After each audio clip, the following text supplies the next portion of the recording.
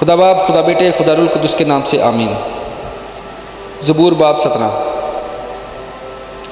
اے خداوند، حق کو سن، میری فریاد پر توجہ کر، میری دعا پر جو بیریا لبوں سے نکلتی ہے کان لگا۔ میرا فیصلہ تیرے حضور سے صادر ہو، میری آنکھیں راستی کو دیکھیں۔ تو نے میرے دل کو آزما لیا ہے، تو نے رات کو میری نگرانی کی ہے۔ تو نے مجھے پرکھا اور کچھ کھوٹ نہ پایا۔ میں نے ٹھان لیا ہے کہ میرا منہ خطا نہ کرے۔ انسانی کاموں میں تیرے لبوں کے کلام کی مدد سے میں ظالموں کی راہوں سے باز رہا ہوں۔ میرے قدم تیرے راستوں پر قائم رہے ہیں، میرے پاؤں پھسلے نہیں۔ اے خدا، میں نے تجھ سے دعا کی ہے، کیونکہ تو مجھے جواب دے گا۔ میری طرف کان جھکا اور میری عرض سن لے۔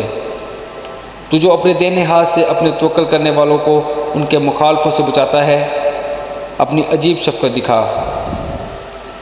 مجھے آنکھ کی پتلی کی طرح محفوظ رکھ، مجھے اپنے پروں کے سایہ میں چھپا لے۔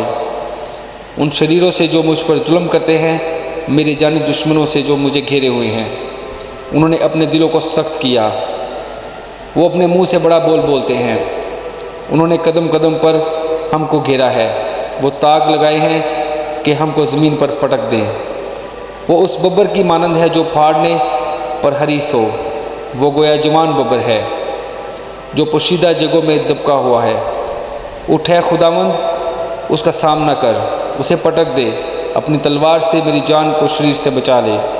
اپنے ہاتھ سے اے خداوند مجھے لوگوں سے بچا، یعنی دنیا کے لوگوں سے جن کا بخرا اسی زندگی میں ہے، اور جن کا پیٹ تو اپنے ذخیرہ سے بھرتا ہے، ان کی اولاد بھی حسب مراد ہے۔ وہ اپنا باقی مال اپنے بچوں کے لیے چھوڑ جاتے ہیں، پر میں تو صداقت میں تیرا دیدار حاصل کروں گا۔ میں جب جاگوں گا تو تیری شہادت سے سیر ہوگا۔ آمین۔